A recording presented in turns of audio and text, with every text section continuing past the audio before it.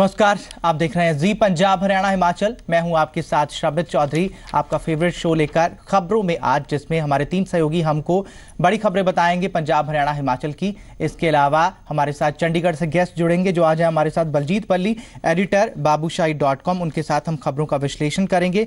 तो हमारे 3 सहयोगी होंगे हमारे साथ, राजन गोसाई पंजाब की खबरों के लिए, हरिराम मिश्रा हरियाणा की खबरों के लिए, मोहित प्रेम शर्मा हिमाचल की खबरों के लिए। और हम सबसे पहले चलते हैं राजन गोसाई के पास जो हमें पंजाब की बड़ी खबरें बताएंगे। जी राजन।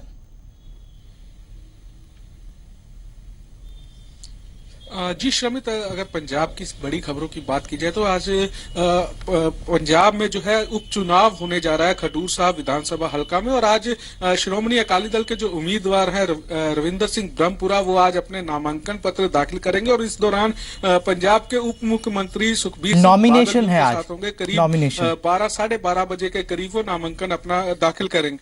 जी, तो और इसके अलावा अगर बात की जाए तो पठानकोट दहशतगर्दी हमले के बाद लुधियाना में 2 दिन पहले से ही संदिग्ध जो देखे गए हैं सैनिक कैंटोनमेंट के पास, तो उसके सर्च अभियान अभी भी जारी है। उनको ढूंढने के लिए सेना और पुलिस जो है, पंजाब पुलिस अभी भी सर्च अभियान चला रही है। और अभी तक वो उनके बारे में कोई सुराग जो है पुलिस और सेना को नहीं मिला और सर्च अभियान अभी भी जारी है। इस पर हमारी जो है निगाह बनी रहेगी। इसके अलावा अगर बात की जाए तो आज नेशनल वोटर्स डे है, तो इसको लेकर आज पूरे पंजाब में दूसरे जो राज्य हैं वहां पर कार्यक्रम आयोजित किए जा रहे हैं, जहां पर जो 18 साल के बाद पहली बार वोट डालेंगे जो स्टूडेंट्स हैं और उनको उनके मताधिकार के बारे में जानकारी दी जाएगी। और इसके साथ जुड़े हुए जो उनके सवाल हैं उनके जवाब भी दिए जाएंगे। और अगर बात की जाए मौसम की तो पूरे उत्तर भारत में इस समय शीतलहर चल रही है। कोहरे की चादर जो है,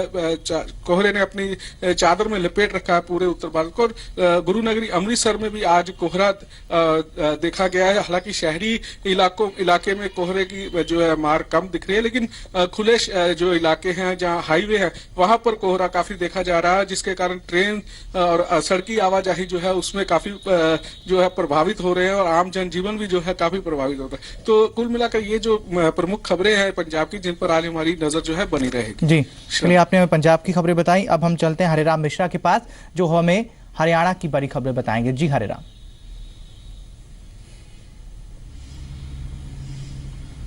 श्रमित, आज अगर हरियाणा की प्रमुख खबरों के बारे में बात करें तो सबसे बड़ी खबर जो है गुड़गांव से है, जहां पर प्रधानमंत्री नरेंद्र मोदी और फ्रांस के राष्ट्रपति फ्रांसो ओलांदो के साथ हरियाणा के मुख्यमंत्री मनोहर लाल खट्टर उपस्थित रहेंगे।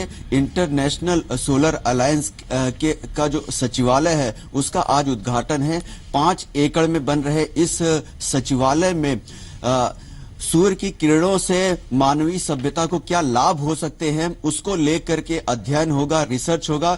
और आपको बता दें कि फ्रांस में हुए पृथ्वी समिट में प्रधानमंत्री ने इस बात की चर्चा की हुई थी और उसी को लेकर के 2 महीने के बाद ही गुड़गांव में सचिवालय का उद्घाटन हो रहा है। और यहां पर 121 देश के विशेषज्ञ मिलकर के इस बात की खोज करेंगे कि मानवीय सभ्यता को सूर्य का जो ईंधन होता है उससे क्या लाभ मिल सकता है। इसके बाद दूसरी खबर की बात करें तो पंचायत चुनाव हुआ है। पंचायत चुनाव हरियाणा में पूरा हो चुका है और 87% के लगभग पंचायत चुनाव में मतदान हुए हैं। दूसरी बात यह है कि पंच और सरपंचों के तो परिणाम आ गए हैं, लेकिन लोगों की नजर ब्लॉक समिति और जिला परिषद पे है। और तमाम जो पॉलिटिकल पार्टियां हैं उनकी नजर है कि जो जिला परिषद का चेयरमैन है वो हर जिले में वो उनका समर्थक उम्मीदवार चुना जाए। तो इसके लिए रणनीति तमाम राजनीतिक दल जो है बनानी शुरू कर देंगे। इस खबर पर नजर रहेगी। और तीसरी अगर खबर की बात करें तो ठंड की है, मौसम की, जहां पर लगातार हरियाणा के सभी जिलों में ठंड पड़ रही है। 5 डिग्री से कम का तापमान मिनिमम है। जहां लोगों को कोहरे से परेशानी हो रही है, ठंड से परेशानी हो रही है, वहीं किसान को इस ठंड से लाभ हो रहा है। किसानों को जिस तरह की गर्मी लगातार पिछले दिनों पड़ रही थी, ठंड कम पड़ रही थी, उससे गेहूं की फसल को नुकसान पहुंच रहा था। लेकिन जिस तरीके से अब ठंड बढ़ रही है उससे गेहूं की फसल में ग्रोथ होगी, विकास होगा। इससे किसानों को उम्मीद बंधी है कि होगी, उनकी आने वाले समय में फसल अच्छी होगी। अब अगर किसानों को उम्मीद है तो एक कुछ छिटपुट बारिश की उम्मीद है, जिससे कि उनकी गेहूं की फसल लहलहा उठे। ये प्रमुख खबरें हैं आज हरियाणा की। ठीक है, मोहित प्रेम शर्मा के पास चलते हैं, वो हमें हिमाचल की बड़ी खबरें बताएंगे, जो हमारे साथ शिमला से जुड़ चुके हैं। जी मोहित। शमी, देखिए हिमाचल की आज की सबसे बड़ी खबर है कि आज हिमाचल डे है, यानी आज ही के दिन जो है हिमाचल को पूर्ण राज्यत्व का जो है वो दर्जा हासिल है, यानी पूर्ण राज्य जो है हिमाचल प्रदेश आज ही के दिन बना था 1971 में। और उस समय हिमाचल प्रदेश जो है उसमें करीब जो है वो 25,000 वर्ग किलोमीटर जो एरिया है वो हुआ करता था, और आज जो है ये आंकड़ा बढ़कर जो है 55,000 से भी ज्यादा हो चुका है, यानी 55,000 वर्ग स्क्वायर किलोमीटर जो इलाका हिमाचल प्रदेश में शामिल है। और तब से लेकर अब तक हिमाचल प्रदेश ने कई आयाम स्थापित किए हैं, कई क्षेत्रों में जो है वो तरक्की की है, और कुल मिलाकर के एक सेल्फ डिपेंडिंग स्टेट बनने की राह पर जो है हिमाचल प्रदेश अग्रसर है। तो ये सबसे बड़ी खबर है। और इसका जो आज हिमाचल डे यहाँ पर मनाया जा रहा है वो जयसिंहपुर में मनाया जा रहा है, जहां पर मुख्यमंत्री वीरभद्र सिंह जो है वो शिरकत करेंगे, मुख्य अतिथि के रूप में होंगे। और आज कई घोषणाएं जो है वो भी कर सकते हैं, जिस तरह से कर्मचारियों के लिए खासतौर पर, क्योंकि हिमाचल प्रदेश में कर्मचारी जो है वो बड़ी तादाद में है, और ऐसे में एक कहीं ना कहीं सबकी नजर इस जो स्पीच होगी मुख्यमंत्री की उस पर रहेगी। इसके अलावा जिस तरह से मुख्यमंत्री वीरभद्र सिंह कांगड़ा प्रवास से पर पिछले दिनों भी थे, और उसके बाद एक दिन के लिए शिमला आए थे, लेकिन उससे पहले जो उन्होंने एक जो है वहां पर ये कहा था कि जो पंचायती चुनाव में है उसमें लगातार जो है वो पूर्व मुख्यमंत्री प्रेम कुमार धूमल और मुख्यमंत्री वीरभद्र सिंह के बीच जो है वो बयानबाजी जो है वो शब्दों का प्रहार जारी रहा। तो उस बीच जो पूर्व मुख्यमंत्री धूमल जो है उन्होंने कहा था कि सरकार गुंडागर्दी करने पर उतर आई है, यानी जो प्रत्याशी हैं उन्हें अगवा करने की कोशिश की जा रही है और इस तरह से गुंडागर्दी की जा रही है। कांग्रेस ने यहां पर पलटवार किया है पूर्व मुख्यमंत्री की इस बयान पर, और कहा है कि ये जो शब्द हैं इस पर संभल कर बोले, यानी एक गरिमा जो है उसे बनाए रखें। तो ये जो शब्दों का प्रहार है ये पंचायती चुनाव में शुरू हो चुका है, और माना जा रहा है कि विधानसभा चुनावों तक जो है यही इस तरह की राजनीति जो है वो हिमाचल प्रदेश में देखने को मिल सकती है। शमित, इसके अलावा पीलिया की बात कर लें, शिमला में जिस तरह से पीलिया का प्रकोप अभी भी जारी है, तो अभी भी जिस तरह से जो आदेश या दिशा निर्देश सरकार या फिर जिला प्रशासन द्वारा दिए जा रहे हैं उस पर खुद ही जिला प्रशासन जो है अमल नहीं कर पा रहा है पूरी तरीके से। और हम अपनी खबरों में लगातार दिखा रहे हैं रोजाना कि किस तरह से अभी भी जो है लोगों की जिंदगियों से खिलवाड़ किया जा रहा है, और कई लोग जो है खुद ही पीलिया को बुलावा दे रहे हैं। कभी खुले से टैंकियों में पानी भरा जा रहा है, या फिर अभी भी पानी की बौड़ियां जो है वो बह रही हैं और उससे लोग पानी पी रहे हैं। और इसके अलावा कई जगहों पर जिस तरह से नगर निगम ने भी आदेश दिए थे कि अगर सीवरेज की पाइप जो है वो किसी भी भवन की टूटी हो या फिर खुले में बह रही हो तो उसका पानी का कनेक्शन काट दिया जाएगा, या फिर उसके बाद उसकी बिजली का कनेक्शन भी काट दिया जाएगा। तो अभी भी जो है वो ये जो दिशा निर्देश है या तो आदेश है उसके लोग ही धज्जियां उड़ा रहे हैं, यानी लोग ही अभी तक जागरूक नहीं है, और इसके बीच श्रमित लगातार जो आंकड़ा है पीलिया के मरीजों का वो बढ़ता जा रहा है। मौसम की बात कर ले तो मौसम जिस तरह से मैदानी इलाकों में फोग जो है वो छाई हुई है, लेकिन शिमला में रोज की तरह आज भी जो है सूर्यदेव के दर्शन हो रहे हैं, और दिन के समय जरूर लोगों को राहत मिल रही है, लेकिन सुबह और शाम को कड़ाके की सर्दी पूरे हिमाचल प्रदेश में जो है वो महसूस की जा रही है। तो ये तमाम बड़ी खबरें हैं श्रमित जिन पर दिन भर हमारी नजर। आप तीनों ने हमें तीनों प्रदेशों की बड़ी खबरें बताई, और अब बारी है अखबारों की सुर्खियों के विश्लेषण की। हमारे साथ है बलजीत बली, एडिटर बाबूशाही.com। बली साहब गुड मॉर्निंग, आप हमारे साथ जुड़े, आपका शुक्रिया। हम खबरों की तरफ चलते हैं, जो खास खबरें हैं। एक यहाँ पर खबर छपी है पंजाबी ट्रिब्यून में, किसान मोर्चे पर के तीसरे दिन गूंजा नकली कीटनाशकों का मुद्दा। मतलब पंजाबी में ये लिखा है, किसान मोर्चे के तीजे दिन गूंजा नकली कीटनाशकों का मुद्दा। अच्छा, 2017 करीब ही है। ये जो मुद्दा है कितना बड़ा बन सकता है 2017 के लिहाज से, जिस तरीके से यहाँ पर प्रदर्शन भी चल रहा है?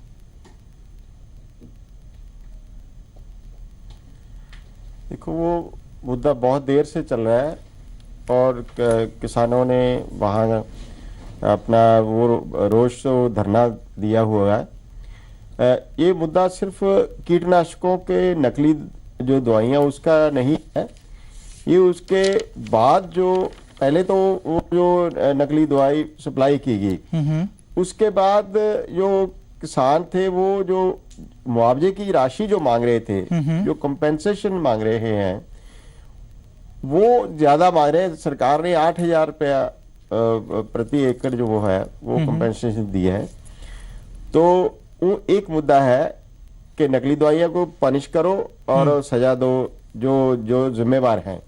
लेकिन उसके साथ ही जुड़ा वो मुद्दा है कि वो जो फैसिलिटीज मांग रहे हैं, जो कंपेंसेशन मांग रहे हैं, वो बहुत ज्यादा मांग रहे हैं। जो सरकार ने दिया वो कह रहे हैं कि इससे उनको कंपेंसेट नहीं हो रहा, उनका जो खर्चा हुआ वो पूरा नहीं हो रहा, तो सरकार उनको और ज्यादा हेल्प करे और ज्यादा मदद करे। तो इसके साथ अकेला ये मुद्दा नहीं है, जो धरना दिया हुआ है उसके साथ और भी 8-10 उनकी डिमांड्स हैं, जो उसके लिए वो उन्होंने ऐलान किया हुआ कि तब तक नहीं उठेंगे जब तक हमारी मांगे नहीं पूरी हो जाती।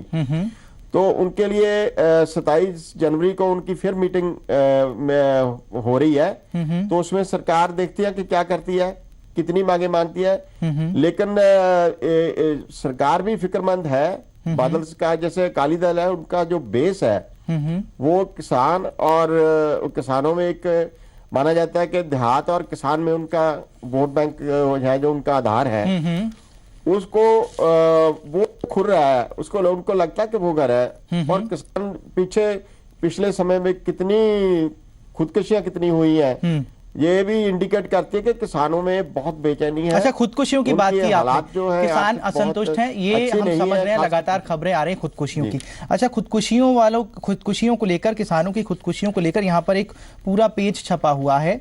बुरे दिना ने पिंज सुट्टी, नरमा पट्टी दी किसानी, और ऐसी ही तमाम और सुर्खियां हैं। अच्छा, आपको ये भी याद है कि पिछले दिनों पंजाब सरकार की तरफ से कहा गया कि किसानों को जो है जिस दिन वो सुसाइड करेंगे उसी दिन जो है ऐसी एक नीति बनाई कि उसी दिन जो है उनको कंपनसेशन दे दिया जाएगा। तो इसको लेकर यहाँ पर कुछ सवाल हैं कि क्या ऐसा बहुत जल्दी मतलब चक्कर काटना, एप्लीकेशन देना, उसके बाद जो है मुआवजा ना मिल पाना, ऐसी कई खबरें पहले भी आई हैं। तो कितना ये मुनासिब है, कितनी जल्दी ये है जो कंपनसेशन पहुंच सकता है, ये एक दिन वाली जो बात है?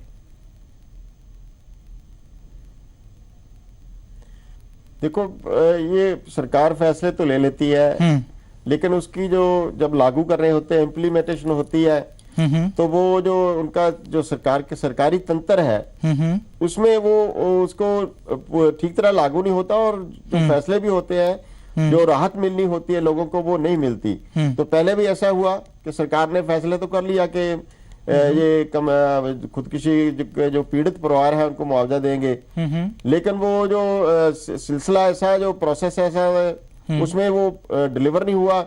तो खबरें छपी, जो पीड़ित परिवार थे उनकी बात सामने आई कि उनको मिला नहीं कुछ। तो इसलिए सरकार ने ये फैसला लिया। आप भी क्या ये फैसला इम्प्लीमेंट, ये अभी भी सवाल बहुत खड़ा है, बड़ा सवाल है कि क्या ये भी एक दिन वाला फैसला लागू हो सकता है, ये ठीक तरह लागू होगा कि नहीं होगा।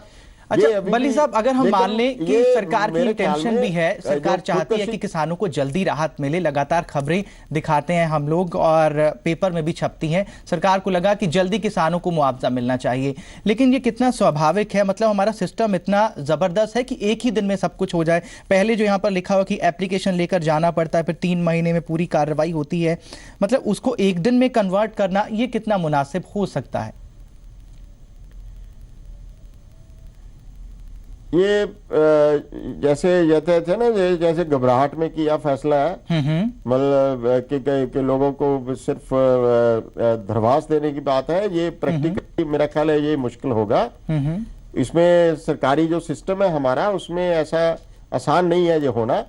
तो अगर क्या उसका प्रोसीजर क्या होगा, कैसे होगा, कौन करेगा, किस लेवल पे होगा, ये अभी तक बात सामने नहीं आई। जब कोई नेक्स्ट केस होगा तो फिर पता लगेगा कि क्या, पहले तो ये सर्टन जो सरकार करती है कि खुदकुशी क्यों हुई, किसके लिए हुई, क्या कारण है इसका, वहां लोकल एसडीएम करेगा इसका डिसाइड, डीसी करेगा, कौन करेगा, ये अभी तक क्लियर नहीं है। तो ये सारी बातें सामने आएगी। इससे भी ज्यादा मेरे ख्याल है, मुआवजे से भी ज्यादा जो बड़ा सवाल है कि किसान की जो हालत है, उसकी इनपुट की कॉस्ट है, उसकी जो उसके जो फैसिलिटीज है, उसकी खेती को वो जो प्रॉफिटेबल हो, मुनाफा उसमें हो खेती में, उसके लिए सरकार क्या कर रही है, वो बहुत बड़े सवाल है। और उसमें बहुत और सवाल जुड़े हुए हैं और बहुत अच्छा, ये बहुत सारे सवाल हैं, ये बहुत सारे सवाल हैं, लेकिन जो विपक्ष वाले हैं, जो विरोधी हैं, जो मुद्दे लपकने में भी आजकल लगे हुए हैं, वो भी कितने तैयार दिख रहे हैं। मतलब ऐसे जो मुद्दे जैसे आपको धरातल पर सवाल नजर आ रहे हैं किस तरीके से, ये सब तो इतनी जल्दी मुनासिब हो ही नहीं सकता। और दूसरी बात ये कि ये जल्दबाजी में लिया हुआ फैसला है। तो किसानों के मुद्दे को लेकर विपक्षी दल जो है, चाहे आम आदमी पार्टी हो चाहे कांग्रेस भी हो, वो भी बहुत जबरदस्त जो है किसानों के फेवर में या किसानों के मुद्दे उठाते हुए सड़कों पर नजर नहीं आ रहे हैं। नहीं, मुद्दे तो उठाते हैं वो, जब भी कोई रैली होती है, कॉन्फ्रेंस होती है, मुद्दे उठाते हैं। लेकिन वो जो जैसे किसान यूनियन है, जब किसान खुद आंदोलन कर रहे हैं, ऐसे ये इन पार्टियों ने कुछ ऐसा नहीं किया। लेकिन वो भी मुद्दे उठाते हैं, लेकिन उसका बदल क्या है, अल्टरनेटिव क्या है, अगर वो सरकार में आए तो उसको कैसे यही सुनना चाह रहा था मैं आपसे, वो क्या ऑप्शन दे सकते हैं, रोड मैप क्या है, वो भी कुछ नहीं है, वो सामने नहीं है। एक तो आंदोलन में भी किसान खुद ही लड़ रहे हैं, पार्टियां नहीं लड़ रही, किसान खुद लड़ना पड़ रहा है उनको। लेकिन वो जब बोलते भी हैं तो अल्टरनेटिव बदल क्या है, कोई ऐसा हमारे सामने रोड मैप या ऐसा मॉडल नहीं पेश हो रहा कि हम हल कर देंगे। तो ये बड़ी समस्या है। ये बड़ी समस्या है, चाहे पेस्टिसाइड स्कैम हो या फिर और ये किसानों की खुदकुशियों वाला मामला हो, फिर बाकी जो विरोधी दल है, चाहे कांग्रेस की बात कर ले चाहे आम आदमी की पार्टी की बात कर ले, कांग्रेस की तरफ से फिर अगर ये पेस्टिसाइड स्कैम की बात करेंगे, फिर उधर से सिटी सेंटर स्कैम आ जाएगा। फिर अगर आम आदमी पार्टी की बात करेंगे, फिर वो ये कहा जाएगा कि दिल्ली में सिर्फ एडवर्टीजमेंट पे उन्होंने 526 करोड़ रुपए खर्च कर दिए। तो कोई साफ जो है, जैसा कि आप बता रहे हैं, कोई साफ अपने रोड मैप के साथ सामने नहीं आ रहा है।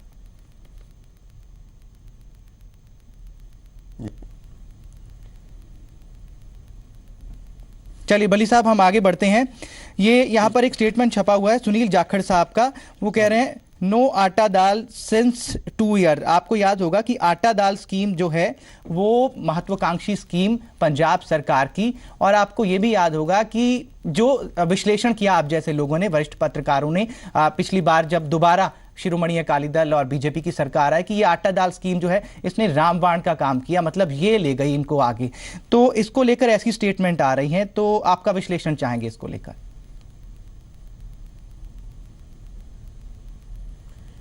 देखो, वो बिल्कुल रामबाण साबित हुआ था उनके लिए, बहुत अकाली दल के लिए। वो जो स्कीम थी उनका एडवांटेज भी हुआ, वोट बैंक भी बना। अकाली दल, ये मैंने पहले भी एक बार कहा था कि भी कोई आप सब्सिडी देते हो, स्कीम शुरू करते हो, तो सब्सिडी उसका 2 पर्पज होते हैं। एक तो प्रोडक्टिव सब्सिडी होती है कि उसकी प्रोडक्टिविटी पे उसका रोल हो। दूसरा ऐसी सब्सिडी जो लोगों को रोजगार के लिए अपने पैरों पर खड़ा होने के लिए मदद करे वो। तो ऐसी सब्सिडी जो आप देते रहो, डिपेंडेंट लोगों को निर्भर डालो अपने आप सिस्टम पे, तो फ्री जो है, जो सब और भी जो है, फ्री दाल है, आटा है, और चीजें दे दो, ठीक है, गरीब को मदद करनी है। लेकिन जो मेन एम्फेसिस होना चाहिए, उनको उनकी खरीद शक्ति है जो, उनको बढ़ाने के लिए क्या कर रहे हैं हम, उसके लिए वो ताकि वो खुद खरीद सके, उसके लिए क्या कर रहे हैं। एक तो ये सवाल जुड़ा हुआ है इसमें, जो भी सब्सिडी दी जाती है उसमें उसकी प्रोडक्टिविटी में क्या रोल है, और उनको लोगों को कोई रोजगार के लिए वो मौके पैदा कर रही है, या उसको अपना स्वयं जो निर्भर है, आत्मनिर्भर बनाने के लिए कुछ रोल प्ले करे कि नहीं, देखना जो है। दूसरा वही बात कि सिस्टम में जो तंत्र है, सरकारी तंत्र, उसकी जो मुश्किलें हैं कि वो उसमें जैसे आप पहले आती रही खबरें कि उसमें जो कार्ड बने उनके जो जेन्युइन कितने थे जो लेने वाले, और दूसरे कितने थे, पेंशन में भी ऐसा हुआ। तो वो सरकारी तंत्र की खामियां हैं। तो इसमें सरकार के जो फाइनेंशियल प्रॉब्लम भी है, लेकिन जो सरकारी तंत्र की खामियां वो फिर सामने आती हैं कि वो जो फैसले हो जाते हैं उन पे इम्प्लीमेंटेशन उसकी होती नहीं। तो सरकार दावे जरूर करती रहती है, तो नीचे तक जो डिलीवरी सिस्टम है उसमें जो सरकार है वो लोगों को जस्टिस नहीं दे पाती, जो राहत जो देनी भी होती है वो नहीं होता। तो वो तो ऐसे है कि रोज खबरें आती हैं और सिर्फ अकेली ये स्कीम नहीं है। हाँ, इसका वोट बैंक पे जरूर असर पड़ेगा अगर इंप्लीमेंट नहीं होती तो। बिल्कुल ठीक है। अच्छा खडूर साहिब, आज से नॉमिनेशन स्टार्ट है, उपचुनाव है, बहुत इंपॉर्टेंट है और यहाँ पर दो जो दल हैं उनके बीच मुकाबला माना जा रहा है। आम आदमी पार्टी पहले से अलग हो चुकी है, भाई बलदीप सिंह है, उनको स्वराज अभियान वालों का समर्थन है। इसके अलावा शिरोमणि अकाली दल है और कांग्रेस है। शिरोमणि अकाली दल ने अपना कैंडिडेट उतार दिया ब्रह्मपुरा साहब के रूप में और कांग्रेस की तरफ से भी फाइनल है, लेकिन थोड़ी देरी हुई। उस बीच ये जो हेडलाइन लगी है कि सरबत खालसा नाल जुड़ियां तेरा वालों जिमनी चोण तो किनारा। अच्छा, इसको कितनी बड़ी चुनौती, मतलब ये जो हेडलाइन है ये कहीं चुनौती थी भी या सिर्फ ये एक स्टेटमेंट भर है? नहीं, देखो ऐसा है कि अभी तक ये चुनौती थी। ये जो जिसको हम सरबत खालसा के साथ जिन्होंने सरबत खालसा बुलाया था और जो लोग उसके साथ पार्टियां में जुड़ी है, जिसको हम गर्म ख्याली जो रेडिकल्स जो पक्ष है वो भी बोल देते हैं हम। तो अगर कैंडिडेट मैदान में उतारती तो जो वोट बैंक था, को अपोजिशन का नेगेटिव वोट बैंक ही मिलना था उनको। जो अकाली दल के खिलाफ है या रूलिंग पार्टी के खिलाफ है उसको शेयर मिलना था ना। तो जितना भी वोट बैंक था वो, क्योंकि वहाँ वो एरिया ऐसा है कि वहाँ लोग धार्मिक जो सिख धार्मिक मुद्दे हैं वहाँ काफी मतलब चर्चा में रहे हैं और धार्मिक रुचि वाले लोग ज्यादा हैं वहाँ। वो देहाती इलाका है तो उसमें इसका असर तो पड़ना था। लेकिन अभी तो दूसरा सवाल भी खड़ा है कि क्या कांग्रेस पार्टी ये चुनाव लड़ती के नहीं। बेशक ये नशर हुआ, खबरें भी नशर हो गई कि रमनजीत सिक्की को उन्होंने चुनाव लड़ाने का फैसला कर लिया है, लेकिन अभी तक फॉर्मल अनाउंसमेंट कोई नहीं हुई। और मुझे लगता है कि मेरी थोड़ी सूचना भी है कि कांग्रेस अभी भी दुविधा में है कि क्या चुनाव ये लड़ा जाए या ना लड़ा जाए। तो अभी भी उनमें ये अंदर जो पार्टी। अच्छा खडूर साहिब, सीट को लेकर अगर हम आपका विश्लेषण मांगे, वली साहब आपका विश्लेषण चाहें तो शिरोमणि अकाली दल जिसके सामने तीसरी बार की चुनौती है और खडूर साहिब की चुनौती है और उन्होंने बिल्कुल अपना जो है चाल भी चल दी है, अपना पासा जो है फेंक भी दिया है। दूसरी तरफ कांग्रेस की दुविधा, इतने दिन नाम डिसाइड करने को, अभी भी ऑफिशियल अनाउंसमेंट नहीं हुई है जैसा आप बता रहे हैं। उसके अलावा जो आम आदमी पार्टी किनारा कर गई और भाई बलदीप सिंह, कैसा आप विश्लेषण करेंगे इस सीट के लिए इन चारों बातों को मिलाकर, चारों पांचों बातों को मिलाकर?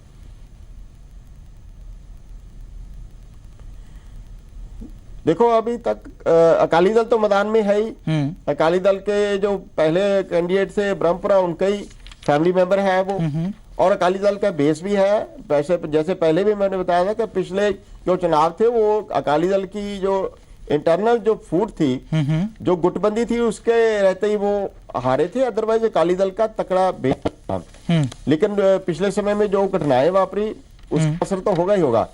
लेकिन अगर कांग्रेस मैदान में आती है तो मुकाबला होगा, ये मानना पड़ेगा जी। लेकिन जो जैसे भाई बलदीप सिंह है, वो जो वोट बैंक ले, बेशक वो कितना भी ले बजाय तो वो नुकसान तो कांग्रेस को ही होगा जी, अगर कांग्रेस मैदान में आती है। ठीक है, अगर कांग्रेस मैदान नहीं आती तो फिर तो अकाली दल के लिए रास्ते ही साफ है। फिर तो मुझे नहीं लगता कि भाई बलदीप सिंह का इतना बेस है या कोई तरह वो लड़ाई दे सकेंगे। ठीक है। स्वराज अभियान सपोर्ट कर रहा है, कुछ और लोग भी सपोर्ट कर सकते हैं उनको, लेकिन वो इतना ही है। कांग्रेस मैदान में आती है तो मुकाबला होगा, ठीक, लेकिन अगर कांग्रेस मैदान में आती तो फिर अकाली दल की रास्ता साफ है फिर तो। ठीक है बली साहब, इस विश्लेषण के लिए आपका बहुत बहुत शुक्रिया और तमाम जो अखबारों की सुर्खियों पर हमने विश्लेषण किया उसके लिए आपका बहुत बहुत शुक्रिया। और आप तीनों सहयोगियों राजन गोसाई, हरिराम मिश्रा और मोहित प्रेम शर्मा, आपका भी हमारे साथ जुड़ने के लिए बहुत बहुत शुक्रिया। और इसी के साथ खबरों में आज इस कार्यक्रम में फिलहाल इतना ही।